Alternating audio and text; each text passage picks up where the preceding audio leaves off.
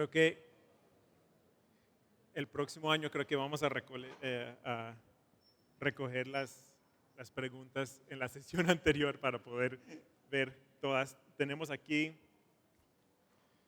algunas preguntas. Vamos a empezar con las primeras que nos llegaron. Where'd he go?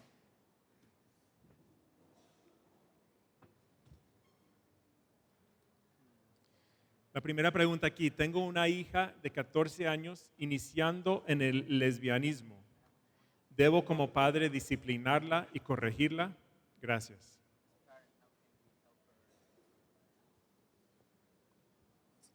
Jim, you're the master of it.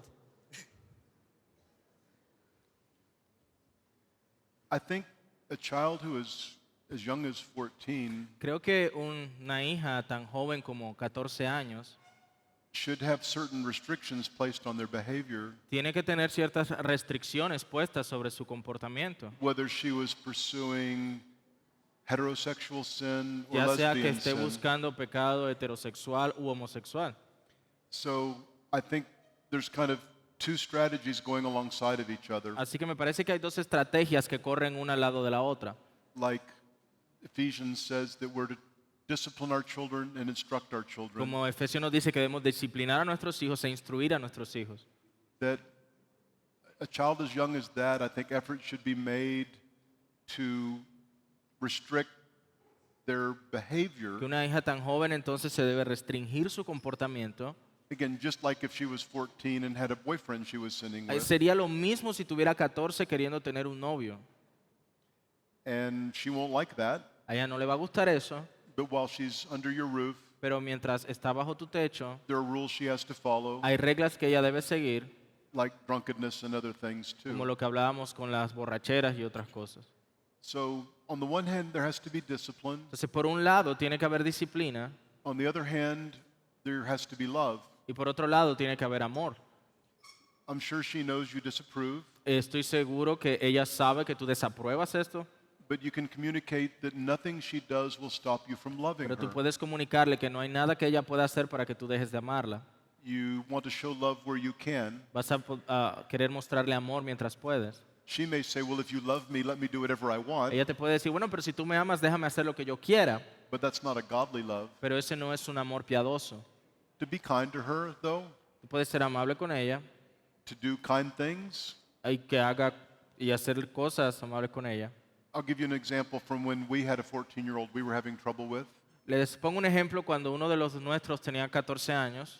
that we had to restrict his activities, Tuvimos que restringir sus actividades, but then we tried to find things we could do with him that he loves. pero luego tratamos de encontrar cosas que pudiéramos hacer con él que él amaba. He was a musician, Él era músico, so we took him to many concerts, se lo llevamos a muchos conciertos, trying to say, we're trying to show love to you where we can, tratando de mostrarle, mira, estamos procurando mostrarte amor en las cosas que podemos, but we also can't allow you to do whatever you pero want to do. tampoco podemos dejarte que hagas lo que tú quieras hacer.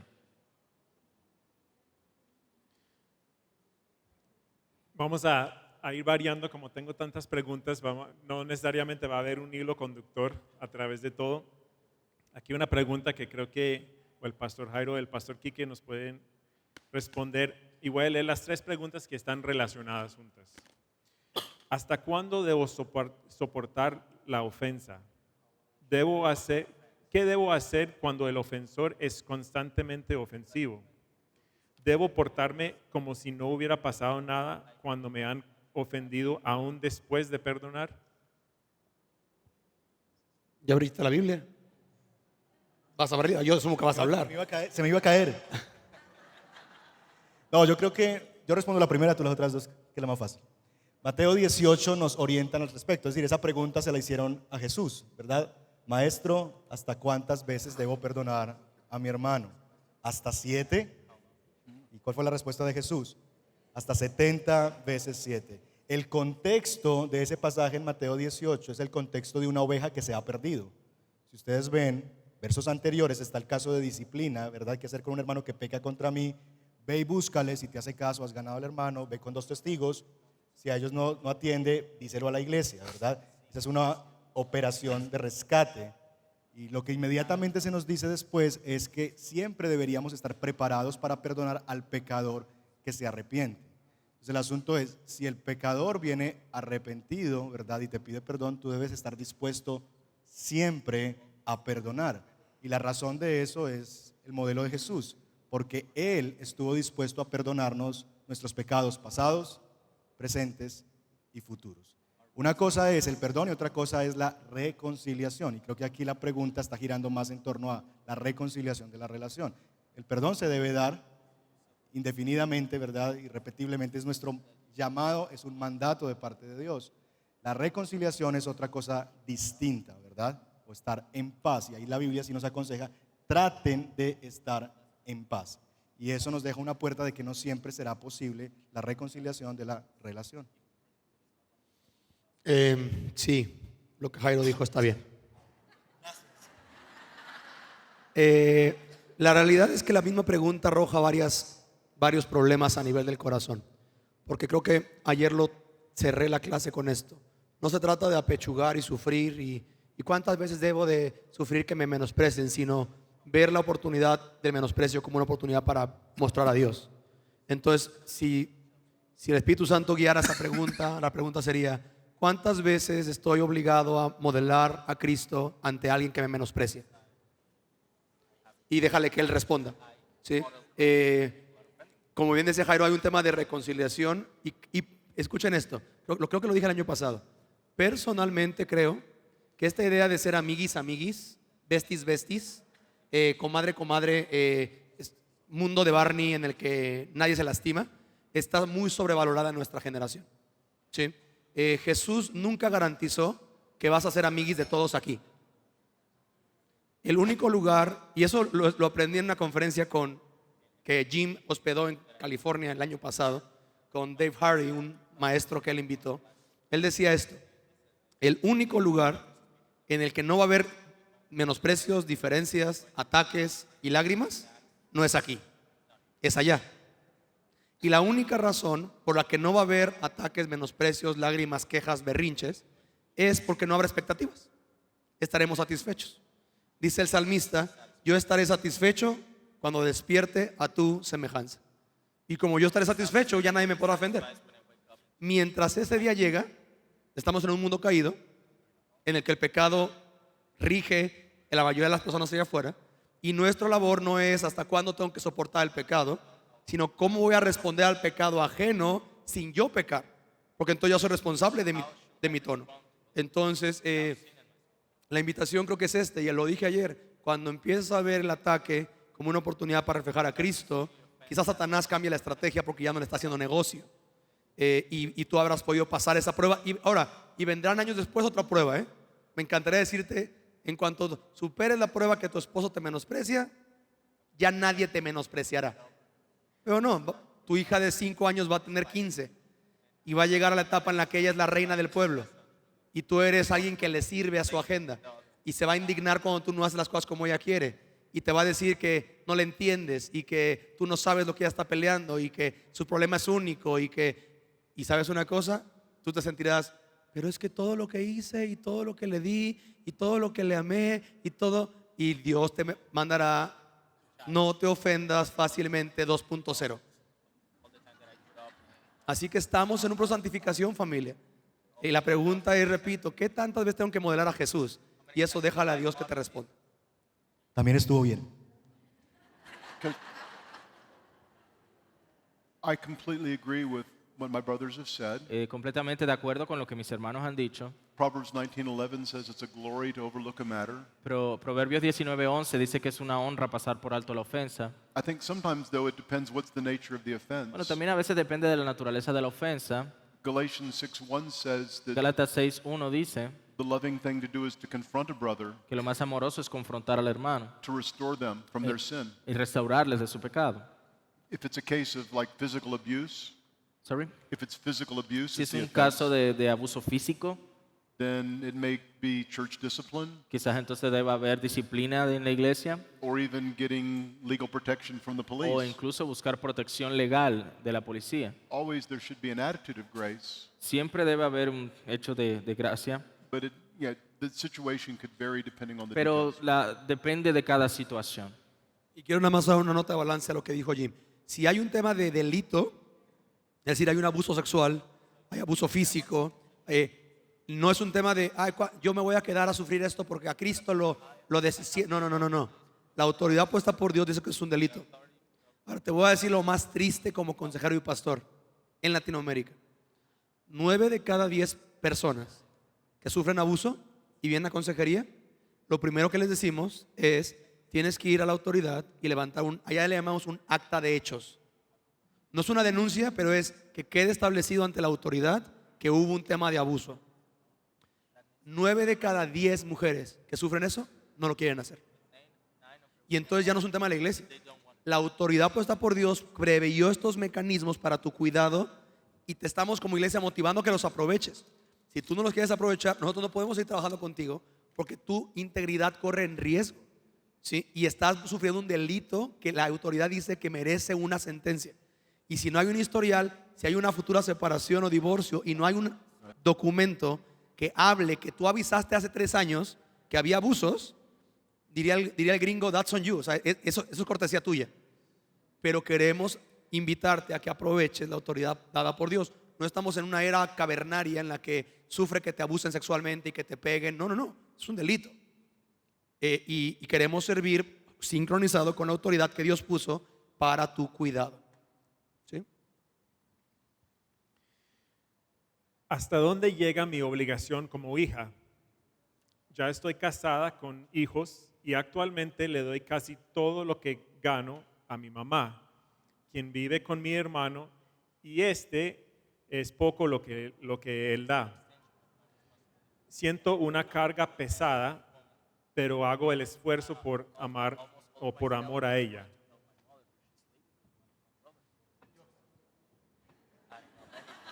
Es así, estos me gustan. Primero que nada, tu mamá es muy bendecida. Muy bendecida. Y creo que tu problema es, hay unas expectativas irreales y disfuncionales en el rol de la familia. ¿Sí? Ahora, yo no sé qué edad tengas, y repito, lo raro de estas preguntas es de que no tengo toda la información. Pero voy a preguntas generales, respuestas generales. ¿Sí? La Biblia nos llama: honra a tu padre y a tu madre. Y es algo que todo papá le encanta decir ese versículo a sus hijos. Ahora, no le encanta lo que sigue, que dice: no lleves a ir a tus hijos. Pero le fascina esa primera parte. La Biblia dice que me tienes que honrar. Ok, honrar en la Biblia no significa hacer todo lo que diga, porque tu primera autoridad es el Señor. ¿Sí? Honrar en la Biblia no significa darle todo tu dinero, porque incluso cuando la Biblia dice hónrame financieramente el Señor, no dice dame todo, habla de presupuesto, habla de porcentajes. Entonces, parte de mi tema dentro de una cultura matriarcal es que tu mamá es muy astuta y hay que darle crédito. Yo quiero honrar a la señora porque es buena. Algo tuvo que hacer bien para chamaquear a su hija, que le diera todo su dinero. ¿Sí? Mi tema es, repito, depende de la edad que tú tengas, es plantear una expectativa real, porque asumo que en un futuro tú te quieres casar. Yo quiero pensar. Está casada. Uy, es más astuta de lo que yo creo entonces. Mi tema es: tú tienes que hablar con ella y hablar con tu hermano de repartir responsabilidades. Hacer un presupuesto real. ¿Cuánto tu mamá requiere para estar cubierta? ¿Sí? Y poder, repito, hablar con tu hermano a la luz de la verdad. Efesios 4 dice: hablad verdad los unos con los otros. ¿Sí? Decir: mira, mi mamá requiere, no sé cuánto sea aquí un presupuesto para una mamá soltera, pero tanto. Yo voy a seguir cooperando con todo, pero Dios me está llamando a que yo tenga otros llamados y otras responsabilidades primordiales que mi mamá. Voy a dar 3 meses más todo para mi mamá, para que tú, hermano, busques algo para poder aportar una contraparte a la ecuación. ¿Sí? Y poder decir, hablar con tu mamá: mamá, yo me voy a encargar de darte esto. Te voy a explicar mi tema con nosotros los latinos. Somos mesiánicos. Nos encanta ser los mesías. Y ¿sabes qué? Lo hablo regularmente con papás y mamás. Si tú salvas a la persona de la consecuencia del quebranto, la persona no tiene por qué buscar a Dios. Te tiene a ti. ¿Para qué va a buscar a Dios si tú eres su proveedora? Entonces literalmente es 3, 6 meses voy a seguir dando todo. Después de 3 meses voy a quitar la mitad. y en 6 meses ya va a ser este porcentaje para tu renta, para tu mantenimiento, para tu comida, para tu... Mi hermano, tú vas a poner el resto. Y escucha, y dejarle a Dios ser Dios. ¿Sí? Ahora, si es cristiana, y es mi anhelo con consejeros y consejeras, y tu pastor tienes un pastor, lleva esto con tu pastor.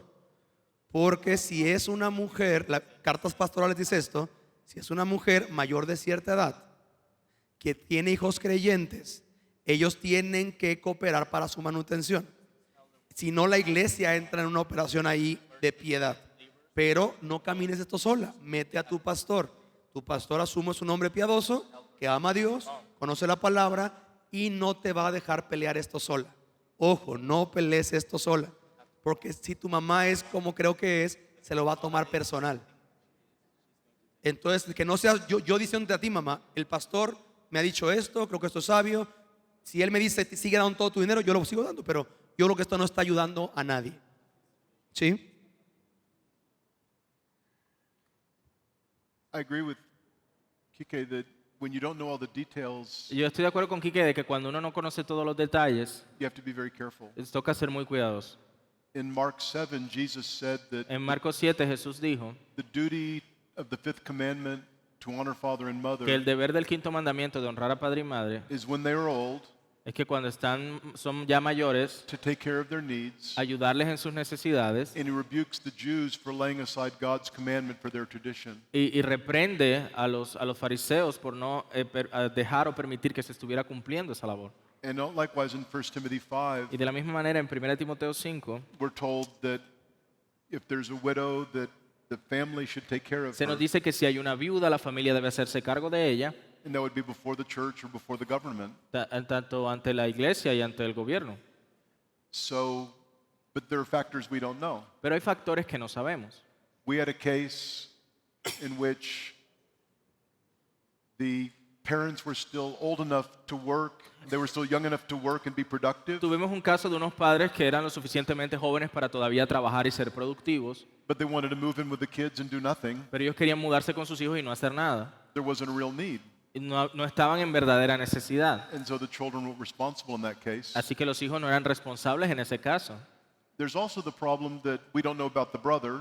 Ahora, hay otro problema, es que no conocemos a este hermano, Sometimes you may have unbelieving relatives who won't do their responsibility, porque a veces vas a tener parientes que no cumplen sus responsabilidades and you have to do more. y entonces te toca hacer más. It brought to mind in Luke 12 where Y me recuerda como en Lucas 12, someone was telling Jesus, "You must make my brother divide the inheritance with me." como cuando alguien le dice a Jesús, mira, haz que mi hermano reparta la herencia conmigo. Sometimes we don't have the power to make them do what we want them to do. Muchas veces no vamos a tener el poder para que hagan lo que queremos que hagan o lo que Some- deben hacer. Sometimes family members are unjust or unreasonable. Muchas veces miembros de la familia son injustos y poco razonables. We need to be careful not to be covetous ourselves. Tenemos que ser cuidadosos de no ser codiciosos nosotros mismos. And if there's a widow in real need, we need to do what we have to do. Y si tenemos una viuda en verdadera necesidad, tenemos que hacer lo que tenemos que hacer.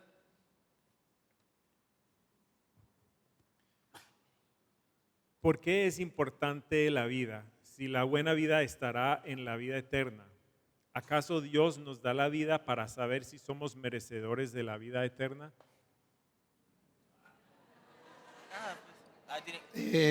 Es como todo. ¿Tengo o no tengo razón? A ver, repita la pregunta. Dios nos da esta vida. Creo que es Tú una la escogiste pregunta. a propósito esa. Creo que es una pregunta importante porque se trata del evangelio. Sí, pero a ver, repíteme la pregunta de la estructura. ¿Por qué es importante la vida si la buena vida estará en la vida eterna, es decir, en la vida por venir? ¿Acaso Dios nos da la vida para saber si somos merecedores de la vida eterna? Ok, déjame ir de atrás para adelante. Uno, no eres merecedor de la vida eterna. Repito, tú mereces el infierno. Dos, esta vida no es que sea mala. Esta vida sufre la consecuencia del pecado de Génesis 3. Estamos en un mundo caído. Filipenses 1 dice, para mí el vivir es y el morir es. El morir es ganancia cuando para ti el vivir es Cristo. Si para ti el vivir no es Cristo, el morir no va a ser ganancia, créemelo. Porque esa promesa de ganancia en la vida eterna es para quienes vivimos en Cristo en esta vida. Y en esta vida ciertamente hay aflicción, pero tenemos confianza en que Jesús dijo, en este mundo tendrán aflicción, pero confíen en mí, porque yo ya vencí a este mundo.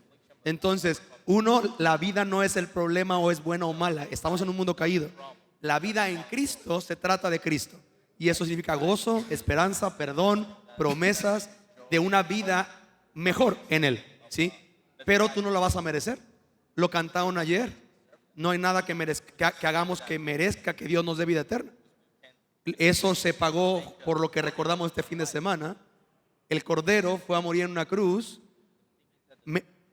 sufriendo lo que merecíamos para darnos lo que no merecíamos. Vida eterna en su presencia, donde dice el Salmo: en tu presencia hay plenitud de gozo y delicias a tu diestra. Entonces, esta vida esencialmente es parte del proceso, ¿sí? Lo prediqué el domingo en Horizonte. Para el cristiano, lo único que la muerte física te quita es lo que de por sí te estorbaba para amar a Dios con todo tu corazón, que es esta carnota. Pero esto no es que sea como miserable. La vida en Cristo ofrece 3 cosas que ninguna otra fe ofrece: perdona tu pasado, da sentido a tu presente y asegura tu futuro. Y eso no es una vida mala. Ahora, va a haber sufrimiento, pero no vives para esto. Entonces es una muy buena pregunta a la luz de lo que David decía, que nos recuerda a un punto del Evangelio. Tú no mereces vida eterna, tú mereces muerte eterna. La vida eterna es un regalo de gracia y por eso estamos agradecidos. Si tú, por ejemplo, hay gente que tiene una cultura de adopción. Si tú adoptas a un niño consciente de que él fue, vamos a llamarlo, dejado, abandonado, sufrió esto, y tú le adoptas y le das identidad, amor, cobijo, comida, sustento, una pregunta, ¿la respuesta de ese niño es miserable? No, es agradecida. Porque ya tiene una familia, tiene una identidad, tiene un apellido, tiene una provisión, tiene confianza. Es lo que tú y yo tenemos. No merecíamos eso. Es un regalo de gracia. Y entonces puedes caminar aquí incluso con sufrimientos, pero con esperanza. Jesús dijo: yo he venido para que tengan vida y la tengan en abundancia. Yo creo que la pregunta realmente revela una concepción que tenemos del Evangelio, y es que el Evangelio es un seguro contra el infierno y un pase de abordar para el cielo, ¿verdad? Simplemente vemos los efectos del Evangelio para la vida futura, y es verdad. El Evangelio nos asegura no solamente esta vida, sino que estamos asegurados aún para la eternidad. Sin embargo, el Evangelio también, nosotros tenemos vida y Dios nos da vida para poder hacer evidente la grandeza y la belleza de Dios. Nosotros somos el reflejo de Dios. Así que cuando Dios rescata a una persona, transforma a una persona, esa persona se convierte en una imagen que se está restaurando de nuevo a la imagen de Dios. Y el trabajo de redención de Dios comienza con nosotros ahora. De hecho, en ese proceso estamos, se llama santificación, porque finalmente nosotros nos convertimos para el mundo en un testimonio de lo que Dios puede hacer bajo su poder y una persona puesta debajo de su voluntad. Así que también es el asunto de que Dios nos ha dado una misión. Y la vida debe vivirse en misión. Si yo simplemente me pregunto, ¿cuándo será que el Señor viene por mí y acabe con esto? Pues estamos pensando mal, porque el mismo Pablo se planteaba ese asunto. Yo quisiera estar con el Señor, pero hay una cosa que me detiene, ¿verdad? Y es la misión cristiana. Así que Pablo entendía que él estaba vivo todavía en medio de sus penurias y de sus quebrantos, porque Dios tenía todavía camino de misión con él. De tal manera que también nosotros deberíamos vivir nuestra mente, nuestra vida, basados en la misión. Yo estoy aquí porque Dios quiere usarme para hablar a más personas acerca de Él, para rescatarles de parte de Él en su amor y llevarles al Evangelio. Así que tu vida tiene un propósito, y es anunciar las virtudes de aquel que te llamó de las tinieblas a la luz. Y no se nos puede olvidar eso. Bajo el pecado de la ira, ofendí a una familiar. ¿Debo ir a pedir perdón? Sí. Siguiente. Siguiente pregunta. Creo que son respuestas importantes. Matthew 5:23 and 24. Matthew 5:23 and 24. Mateo 5, 23 a 24. Somebody should read it. Oh. Es que ya se lo sabe de memoria.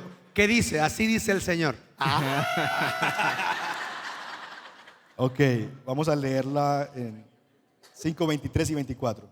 Por lo tanto, si presentas una ofrenda en el altar del templo y de pronto recuerdas que alguien tiene algo contra ti, deja la ofrenda allí en el altar, anda y reconcíliate con esa persona, luego ven y presenta tu ofrenda a Dios.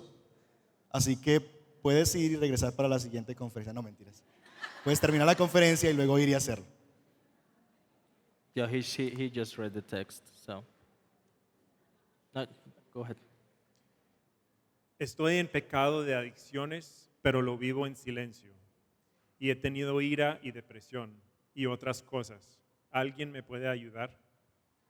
Si eres de esta iglesia, sabes que sí. ¿Toda la pregunta? Estoy en pecado de adicciones, pero lo vivo en silencio. Y he tenido ira y depresión y otras cosas. ¿Alguien me puede ayudar? Entonces, si eres parte de esta comunidad, sabes que la respuesta es sí. Nosotros If you are tenemos un grupo que se llama Ancla, que básicamente trata de apoyar a personas que están batallando con adicciones. Entonces, si ese es tu caso, sabes dónde puedes acudir, ¿verdad? O si estás viniendo nuevo y no sabías, tenemos un grupo para apoyarte. Entendemos que básicamente una de las realidades de adicciones es que realmente todos nosotros batallamos con algún tipo de adicción a algo, ¿verdad? Que tenemos comportamientos repetitivos en ciertas áreas. Y realmente lo que muchas veces nos da es vergüenza porque pensamos que somos los únicos que estamos batallando con eso. Poderte rodear de hermanos en Cristo que batallan, que están ahí dando la lucha, que finalmente pueden ayudarte a levantarnos unos a otros, a animarnos unos a otros, es muy importante en el proceso de sanidad. Dios tiene el poder para hacer eso, ¿verdad? Y creemos en el poder del Evangelio y que no hay nada imposible para Dios. No estás solo en tu lucha y no estás solo para afrontar tu lucha. Si eres parte de otra comunidad, habla con tu pastor, ¿verdad? Y el pastor va a poder acompañarte de parte de Dios y guiarte en esa realidad. Tal vez si requieres una ayuda más especializada, en la ciudad tenemos algunos lugares donde pudieran ayudarte en la etapa inicial de desintoxicación, ¿verdad? Pero cada caso, digamos que nos dará una pauta, pero sí quisiera animarte a pensar en eso. No estás solo en eso, no eres la única persona que batalla con eso, ¿verdad? Y no estás solo para luchar con eso. Hay otras personas que queremos ayudarte de parte de Dios para caminar contigo en esta etapa de tu vida. Hebrews 3:13. Él quiere añadir Hebreos 3:13. Antes, exhórtense los unos a los otros cada día, mientras todavía se dice hoy, no sea que alguno de ustedes sea endurecido por el engaño del pecado. ¿Qué hacer con una pareja recién casada y él tiene problemas con pornografía? Es de entender que él está luchando con la pornografía. Él no está luchando con pornografía. Algo que yo cuando trabajo con hombres con este tema es que, pastor, es que estoy batallando con pornografía. Yo digo, no, espérate, te voy a ayudar. Tú no estás batallando, tú estás perdiendo. Ojalá batallaras, pero ya te agarraron de tu cliente, ¿sí? Entonces cuando empieza un problema no estoy batallando, yo estoy cautivo de pornografía. ¿Qué es el tema? Soy un adicto a pornografía. Lo he intentado dejar, no lo puedo dejar. Duro 2 días sin. Mi consumo cuando recaigo, como todo adicto, cuando caigo pues ya pues me dejo ir y consumo más de lo que antes consumía o más depravado de lo que antes consumía. Entonces es ayudarle. Proverbios 28:13 dice así: el que encubre su pecado no prosperará, pero el que lo confiesa y se aparta alcanzará misericordia. Entonces, si tú tienes un aconsejado, una pareja que batalle con esto, es hablar con él primero y ponerle este texto delante. Hay promesas de Dios para ti. Si tú confías tu pecado, que no es que batallas con pornografía, es que eres un fornicario, adúltero, adicto al consumo de pornografía. En la Biblia tú no vas a ver arrepentidos de que veis pornografía. La Biblia dice: si alguno mira a una mujer para codiciarla, ya adulteró con ella en su corazón. Entonces, primero es reconocer que tu problema no es pornografía, es que eres un fornicario adúltero. Ahora, con eso en la mesa claro, Dios ya está en el mismo término contigo, o mejor dicho, tú con él. Y la Biblia dice que encubre su pecado no prospera, no va a avanzar. Pero que lo confiesa y se aparta, alcanzará misericordia. Entonces, requiere literalmente no caminar esto solo, como dijo el pastor Jairo con el tema de adicción, traer luz al escenario, ¿sí? Cuando batalles con esto, tener mecanismos de ayuda de hermanos que puedas decirle: oye, estoy batallando con esto, puedes orar por mí, y que puedan estarte preguntando: ¿cómo vas? ¿Qué estás haciendo? Salte, paso por ti, cáele acá a la casa. Literalmente no pelear esto solo, ¿sí? Y pedir perdón a Dios Si fuera necesario y ya tu esposa está consciente de esto, pues evidentemente sanar las relaciones que han sido afrentadas y poder avanzar en entender, yo soy un pecador, pero Jesús es un Salvador. Y mi pecado no es tan grande que el amor de Jesús. ¿Sí? Repito, justamente ayer y este fin de semana celebramos que Cristo, el fiel, porque tú y yo somos infieles, el fiel fue a la cruz por los traidores. El evangelio no es deja de ver porno. El evangelio es ama a aquel que liberó a aquel que es esclavo de porno. ¿Sí? Entonces se trata de un mayor deseo. A menos que tú conozcas a Dios y ese sea un deseo que te cautive, cualquier otro deseo como pornografía y demás va a ser atractivo. Entonces es una batalla y debe saber, hay esperanza. Nosotros trabajamos mucho con esto, porque literalmente es uno de los pecados de nuestra generación, porque la pornografía está a un clic de distancia. Entonces si eres tú el consejero, uno, no te espantes. No es como de, yo nunca vi porno. Bueno, no, es que en mis tiempos para ver porno tendrías que irte a un lugar oculto y comprar una revista. ¿Y cómo es posible que él vea 4 veces al día? Y no te espantes, su pecado es igual al tuyo. Delante de Dios, el que ve porno, el arrogante, el amargado, el chismoso, el que dice son igual de pecadores. ¿Sí? Y extiende la gracia que te liberó a ti de tu pecado, que puede liberar a la otra persona del suyo. ¿Sí? I wanted to say something from the wife's perspective. Quiero decir algo desde la perspectiva de la esposa. Galatians 6:1 and 2. Gálatas 6, del 1 al 2. Dice, hermanos, aun si alguien es sorprendido en alguna falta, ustedes que son espirituales, restáurenlo en un espíritu de mansedumbre, mirándote a ti mismo, no sea que tú también seas tentado. Lleven los unos las cargas de los otros y cumplan así la ley de Cristo. I would like the wife to see her role not as being an angry judge, Quiero decirle a la esposa que animarla a que su rol no es de ser una juez enojada, but as a helper sino una ayudadora. to seek the restoration of her husband to the Lord, Buscar la restauración de su esposo para con Dios. to be patient and gentle Ser paciente y gentil instead of fighting against him, en vez de pelear contra él, to join him in fighting against the sin. sino que se una a él en pelear contra el pecado. I agree with everything that Kike said Yo about estoy de acuerdo con lo que Quique dijo. the husband needs help. El esposo necesita ayuda, He needs a man to counsel him necesita un hombre que le aconseje, and hold him accountable, al que le rinda cuentas, but his wife can be a great help to him also. pero su esposa también puede ser de gran ayuda a él. Then one more thing. Y una cosa más. The problem with the person who turns to porn, Sorry. the problem with the person who turns to El pornography problema con la persona que se vuelca hacia la pornografía is not so much with his wife, no es tanto con su esposa, it's a problem with Christ. es with Christ, you said? With his Christ, yeah. Es un, Problem between him and Christ. es un problema entre él y Cristo. He needs to learn that Christ is more pleasurable Él than necesita sin. aprender que Cristo es más placentero que el pecado. Walking with Christ is more delightful Que than any, caminar con Cristo es de mayor deleite than any pleasure sin can offer. que ningún placer que el pecado pueda ofrecer. Isaiah 55, 1 and 2. Isaías 55, del 1 al 2. ¿Qué significa que debo ir allá? Y eso estoy haciendo. Dice, todos los sedientos vengan a las aguas, y los que no tengan dinero vengan, compren y coman, vengan, compren vino y leche sin dinero y sin costo alguno. ¿Por qué gastan dinero en lo que no es pan y su salario en lo que no sacia? Escúchenme atentamente y coman lo que es bueno, y se deleitará su alma en la abundancia. Ok, solamente añadir 2 cosas más como recursos que pudieran ayudar. Hay 2 libros que quisiera recomendar. Número 1, un amigo mío lucha con la pornografía, que es un título muy sagaz, ¿verdad? Que pudiera regalarle a ese amigo que lucha con la pornografía. Y el otro libro es Lo que los hombres callan, que es un libro que Quique ha recomendado, de Johnny Hunt, ¿verdad? Es el autor, es de Editorial Portavoz y también es un muy buen material que te puede ayudar y acompañar en ese tema para ayudar a otros también. Así que 2 recursos que pudieran ser útiles para esto. ¿Cómo abordar la dualidad entre el conocimiento bíblico y el conocimiento que rige mi profesión? Soy de psicología.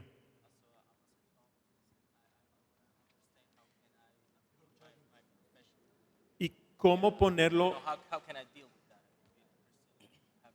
y cómo ponerlo en consulta, dado que mis consultantes son en totalidad de la vida secular. How can I do my job because I'm treating people, in a secular world? That's a really challenging question. Esa es una pregunta bastante desafiante. I think that psychologists can do what I would call common grace good. Yo creo que los psicólogos pueden hacer lo que yo llamo un bien de la gracia común. It depends on how you're practicing. Sorry. It depends on what areas you're practicing in Depende en qué área estés tú practicando la psicología.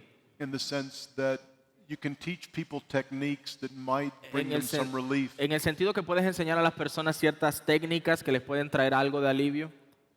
But at least in America, there are restrictions on what a licensed psychologist can say and do. Sorry, In America, in the United States, there are restrictions en los Estados Unidos hay ciertas restricciones on what a licensed psychologist can do. en cuanto a lo que un psicólogo titulado puede hacer. You see, the real problem behind the issues for which people come is sin. Porque el problema real detrás de todo lo que las personas traen a consulta es el pecado. And the goal of life is not to be happy, the goal of life is to glorify God. Y la meta de la vida no es simplemente ser felices, sino glorificar a Dios. 2 Corinthians 5:9. Según a los Corintios 5:9. And the way to glorify God Y la manera de glorificar a Dios and the way to be free from sin y la forma de ser libres del pecado is the gospel of redemption which comes in Christ. es el evangelio de la redención que viene a través de Cristo. And in my country, a licensed psychologist Y, can't really practice that way. Y en mi país, un psicólogo no puede ejercer su profesión de esa forma. Which is why I believe in biblical counseling Por eso yo creo en consejería bíblica. as a ministry of the church Como un ministro en la iglesia or as a religious parachurch ministry. o como un ministerio para eclesiástico. So, again, I think a psychologist can help people Entonces creo que un psicólogo puede ayudar a las personas on an earthly level, en un nivel terrenal, digámoslo así. but many people, when they come to understand biblical Pero counseling, muchas personas cuando entienden el tema de la consejería bíblica, they realize that the treasure of the Word of God se dan cuenta que los tesoros de la palabra de Dios is what people really need. es lo que las personas verdaderamente necesitan. And there's nothing in psychology that's like it. There's nothing in psychology that is like it. Y que no hay nada en la psicología que se le parezca. Read Psalm 19, Mira. verses 7 through 10. Mira en el Salmo capítulo 19, en los versículos del 7 al 10. Psalm 19, verses 7 through 10. Salmo 19, del 7 al 10 dice, la ley del Señor es perfecta, que restaura el alma. El testimonio del Señor es seguro, que hace sabio al sencillo. Los preceptos del Señor son rectos, que alegran el corazón. El mandamiento del Señor es puro, que alumbra los ojos. El temor del Señor es limpio, que permanece para siempre. Los juicios del Señor son verdaderos, todos ellos justos, deseables más que el oro, sí, más que mucho oro fino, más dulce que la miel y que el destilar del panal. So I'm speaking in generalities. Así que estoy hablando ciertas generalidades. A psychologist may be able to help someone deal with problems so that he can be more happy. El psicólogo puede ayudar a la persona a lidiar con los problemas de tal manera que pueda ser un poco más feliz. But his training will not show him how to use the Bible to help people be holy. Sorry. His training will not equip him to show people Pero how su to be holy. entrenamiento no ha sido o no tiene la capacidad de llevar a la persona a que vaya a la Biblia a encontrar esa luz. Only the Bible restores the soul Porque solamente la Biblia restaura el alma and enlightens the eyes. y es la que alumbra los ojos. It is pure gold. Es oro puro. Si no crié a mis hijos enseñándoles la palabra y se descarriaron, ¿yo debo rendirle cuentas a Dios por la vida de ellos? Si no o si yo. ¿Yo debo rendirle cuentas a pero Dios si yo crié o si, si no, no crié. crié a mis hijos enseñándoles la palabra de Dios y se descarriaron?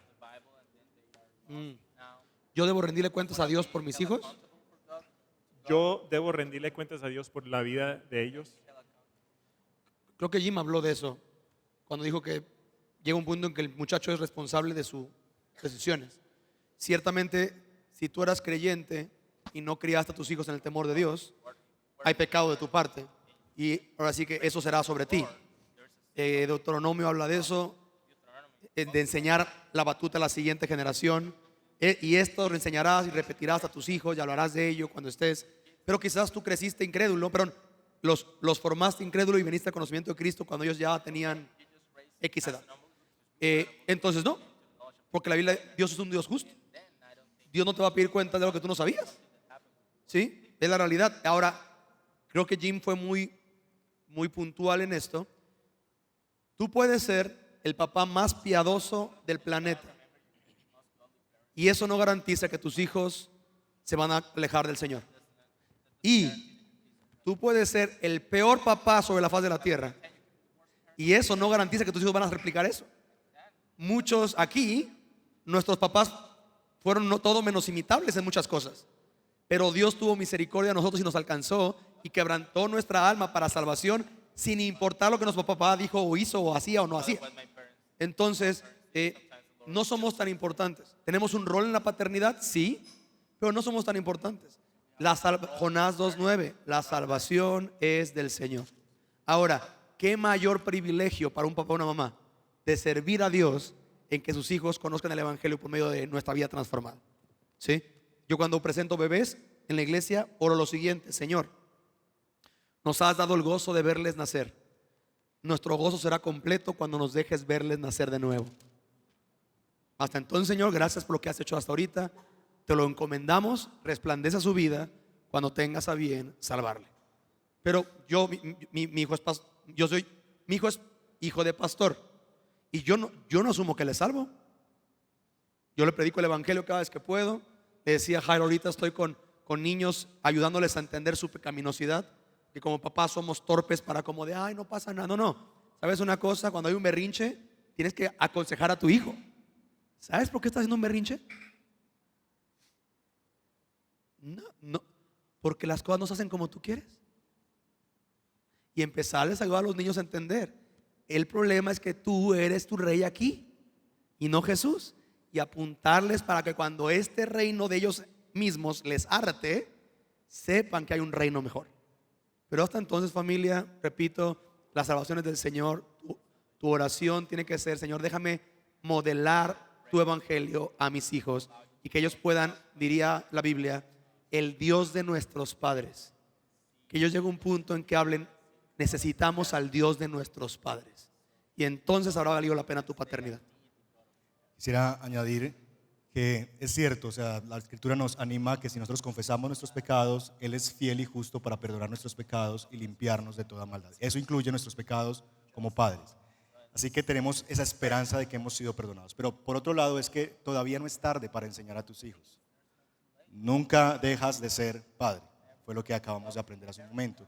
Y creo que un primer paso sería acercarte a tu hijo y pedirle perdón por eso.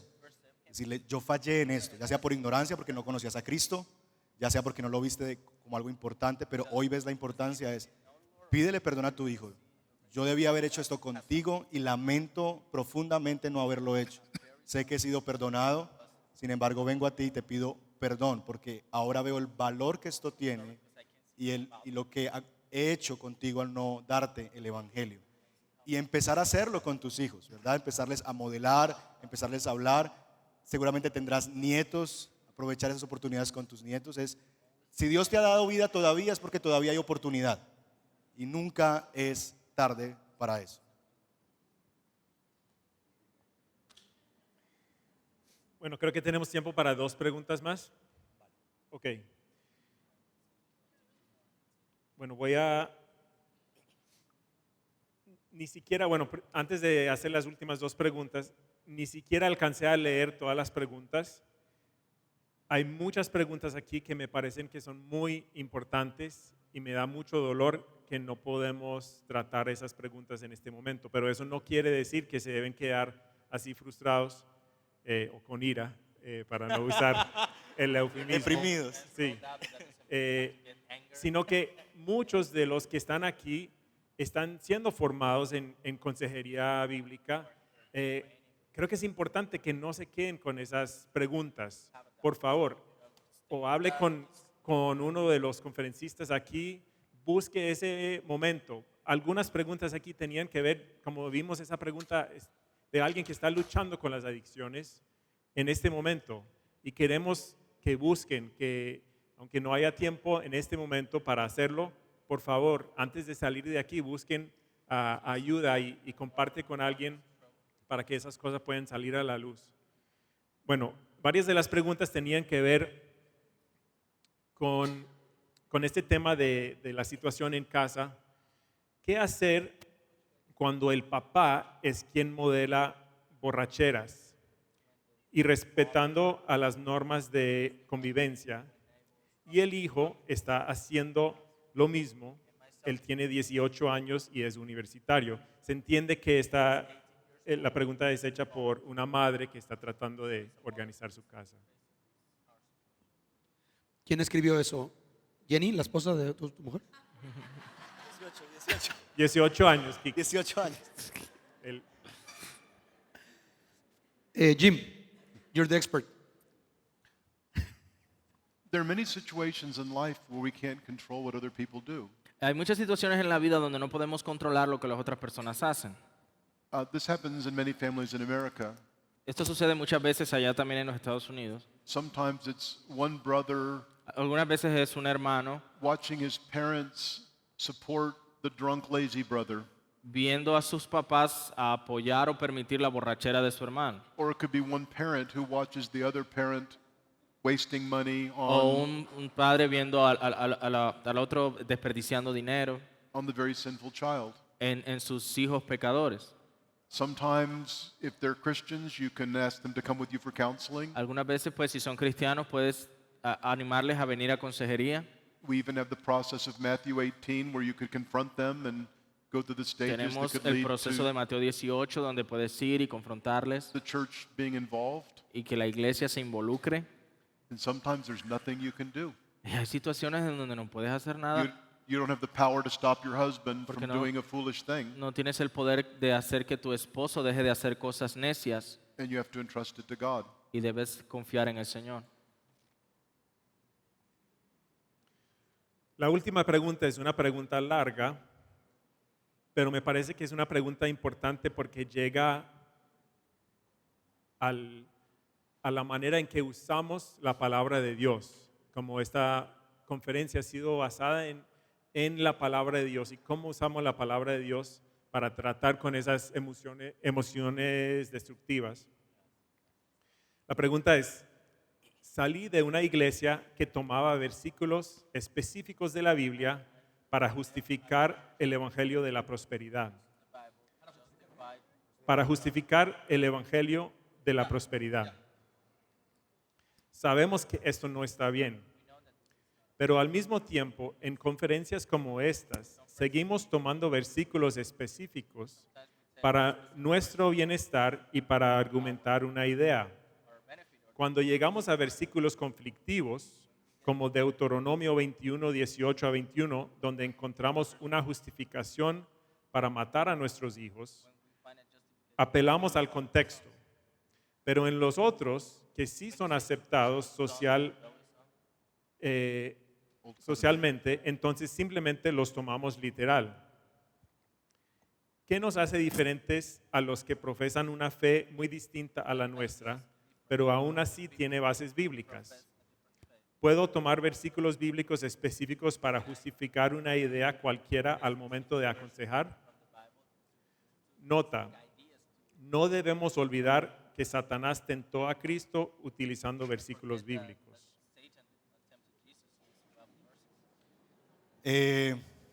Sí, creo que la persona que hizo la pregunta se ha planteado un asunto bien importante. Uno de los principios que entendemos en consejería bíblica es que parte de lo que hace la consejería bíblica es que se sostiene en un estudio adecuado de la escritura. Es decir, no usamos o no buscamos usar textos como perlas, ¿verdad?, que podemos darle a la persona para medicar. Yo sé que hay libros que se han escrito alrededor como temáticas. Si alguien estaba luchando con la ira, entonces aquí están 10 versículos sobre la ira, ¿verdad?, y tipo concordancia. La verdad, yo particularmente entiendo la utilidad práctica de eso, pero creo que podemos llegar a caer en este tipo de situaciones, ¿verdad?, si hacemos eso. Yo creo que aplica la misma realidad que en la predicación y por eso es tan demandante la consejería bíblica, porque requiere que tú puedas sentarte. Una de las cosas que hemos entendido de la consejería bíblica es que es bajar la fidelidad del púlpito a la reunión uno a uno. Entonces, el mismo trabajo que demanda prepararse un sermón adecuadamente, expositivamente, requiere para prepararse para ir a una consejería uno a uno. Porque queremos trazar bien la verdad. La única diferencia real debería ser que aquí están 200, 300, 400 personas, 100, en la oficina está una o dos personas. Pero mi esfuerzo debería ser el mismo. Y creo que la persona cuando citaba el texto de Deuteronomio, pues inmediatamente ahí viene a la mente estaría aplicando un texto sin la realidad del Evangelio y de Cristo, ¿verdad? Entonces también es cómo traemos a Cristo a la consejería en el momento de aplicar esa realidad. Entonces creo que es muy importante que los consejeros no solamente nos entrenemos en consejería, sino que nos entrenemos en conocer mejor la Escritura, ¿verdad? Entonces ustedes conocen maneras, hoy somos muy afortunados por tener recursos disponibles, oportunidades de capacitación locales, internacionales. Es que nos ocupemos en crecer en nuestra mente bíblica. Yo le he dicho a los consejeros aquí, de hecho, los consejeros aquí deben estar creciendo en su conocimiento de la Biblia a través del Instituto Bíblico de la Iglesia. Porque no solamente les capacitamos para aconsejar, les capacitamos con una mente bíblica para que entonces cuando vayan a aconsejar sepan cómo tratar con un texto y sepan cómo hacer un trabajo correcto en su consejería. Así que no es la consejería por un lado, el estudio bíblico por otro, es las dos cosas juntas, ¿verdad? Y aquí aprendemos a hacerlo, cómo hacerlo, pero detrás de eso está todo un trabajo de hacerlo de una manera consciente, coherente y atravesada por el Evangelio.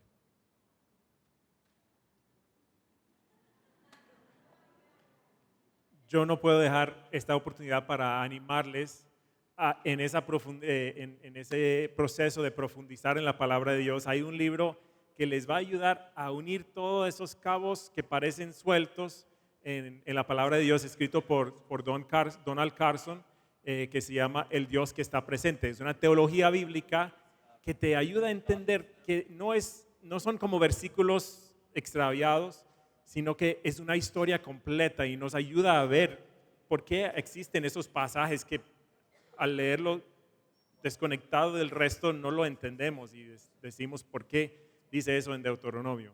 Pero cuando entendemos la historia de la redención y toda la palabra de Dios como una unidad escrita por el Espíritu Santo, cambia todo nuestro entendimiento. Entonces siguen profundizando. Quisiera solamente añadir una cosa más que se me vino a la mente por si la persona que hizo la pregunta surge o proviene de este trasfondo, y es: nosotros hemos creído en predicación, en la predicación expositiva. Nosotros predicamos en esta iglesia expositivamente. Llevamos 2 años y medio en el libro de Romanos y vamos a entrar recién al capítulo 2. Así que quien les habla cree en la predicación expositiva. Sin embargo, creo que debemos darle un lugar también a poder estudiar la Escritura a través de temas, que es parte del esfuerzo que se ha hecho en esta conferencia. La ira, ¿qué dice la Biblia sobre la ira? Entonces se clasifica sistemáticamente versos de la Escritura, ¿verdad?, que se ponen para ser útil en el tema que nos convoca. Entonces somos pro predicación expositiva, pero no podemos satanizar, ¿verdad?, o rasgarnos las vestiduras cada vez que tratemos de entrar a estudiar algún tema en particular. O si no, tendríamos que quemar a Grudem, las teologías sistemáticas, a Berkhoff, y decir no sirven para nada. No, hay lugar para eso también, y conferencias como estas nos equipan a nosotros, ¿verdad?, a través de esas herramientas que pueden ser útiles también en nuestro trabajo como pastores, como consejeros o como líderes. Creo que esa es de las mejores preguntas que he escuchado en un foro de preguntas y respuestas en mucho tiempo. Y quiero honrar a la persona que lo hizo, porque creo que viene desde un corazón sinceramente interesado en hacer las cosas bien. De un corazón lastimado, ciertamente, pero el objetivo de la consejería bíblica no es tu beneficio, es la gloria de Dios. El tema con prosperidad es que tú no requieres a Jesús para hacerte rico. Tú no quieres el evangelio para ser putrimillonario. Cualquier persona allá afuera puede hacer dinero sin Jesús, pero ser probado por lo que este mundo te va a arrojar, ser quebrantado, humillado, menospreciado, sufrir las tentaciones, los abusos de un mundo caído y perseverar en gozo, esperanza y un futuro seguro en la presencia de Jesús, para eso ninguna prosperidad te lo va a dar, solamente el evangelio. Entonces, repito, creo que, porque estaba meditando y es una gran pregunta, ¿qué nos hace diferentes a ellos? Que ellos tienen como objetivo el que tú seas feliz aquí. nosotros tenemos como objetivo es que Cristo luzca glorioso en tu circunstancia, sin importar cómo sea. Por eso hoy cuando prediqué el tema de ser ofendido, es que tú seas feliz, incluso cuando te ofenden. No cuando no te ofenden, sino incluso cuando te ofenden. Entonces eso arroja una total diferencia. Cuando ves el fin último de la teología, es como, sí, claro, tú puedes tener una doble vida, pero mientras tengas dinero, tú eres bendecido por Dios. Puede tener, su esposa lo puede dejar, pero si él tiene una relación con Jesús, va a responder diferente. Puede tener un tema de adicción a pornografía, pero cuando el evangelio se expone, sabe que se tiene que arrepentir. ¿Sí? No pactar con Dios, no sembrar en el ministerio, arrepentirse. Entonces, es una gran pregunta, gracias por hacerla. Creo que tenía años de que no escuché una pregunta de este nivel en un foro así, pero es la diferencia total. Sí, estoy en Colombia, dices. Exactamente. Pero quiero honrar y repito, gracias por la oportunidad de hacernos meditar en esto. Y mi anhelo es que puedas entender esto. Yo usé Jonás no para exaltarnos, sino para ridiculizarnos, como somos como él, berrinchudos y caprichosos, y nos gusta que las cosas se hagan a nuestra manera. No es exaltarte a ti, es exaltar al Dios que ama incluso a berrinchudos como nosotros. Entonces eso es una drástica diferencia, creo yo, y muy esperanzadora para magnificar a Jesús y no magnificarnos a nosotros. ¿De acuerdo? Bien. Hermano, quería decir brevemente que, aunque esta vez no es la voz de Jim, es la mía, hay una manera legítima de usar diferentes versículos bíblicos y hay una manera ilegítima de hacerlo. Hay una manera ilegítima cuando tú no respetas el contexto de lo que el pasaje dice, pero hay una manera legítima de utilizar diferentes versículos para dirigirte a una situación respetando el contexto y la intención del autor. Entonces, el problema con aquello que estábamos conversando es que muchas veces se utilizan los versículos de manera ilegítima para decir cosas que la Biblia no dice. Pero en consejería, la idea es tratar de utilizar los versículos de una manera legítima para dirigirse al problema de una manera que honre a Dios y respete su palabra. Okay.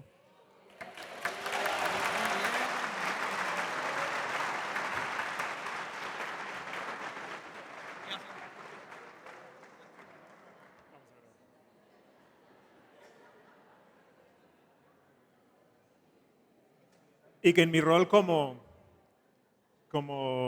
facilitador, pero también en mi rol como parte de Poema, una muy buena herramienta para poder entender los propósitos de esos, es esta nueva Biblia de estudio de herencia reformada. Les voy a confesar, yo no soy de la Reina Valera 60, no es mi Biblia preferida. De hecho, uso mi Biblia preferida y voy leyendo el pasaje, pero las notas de esta Biblia de estudio son tan preciosas y ayudan tanto a entender exactamente cuál era el propósito de los versículos. Bueno, vamos a terminar en oración.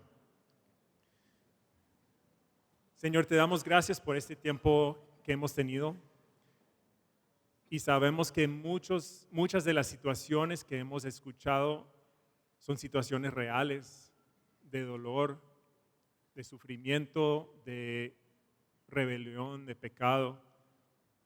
Señor, sabemos que no estamos hablando de cosas teóricas aquí. Y nos duelen estas cosas, Señor. Y pedimos, Señor, que tú trates con cada corazón aquí, que tu Espíritu Santo anima, empuja a cada persona aquí necesitando ayuda a buscar esa ayuda. Señor, por favor, ayuda a estas situaciones, a estas personas, Señor, a buscarte a ti, a buscar tu palabra y ayuda de la iglesia, Señor.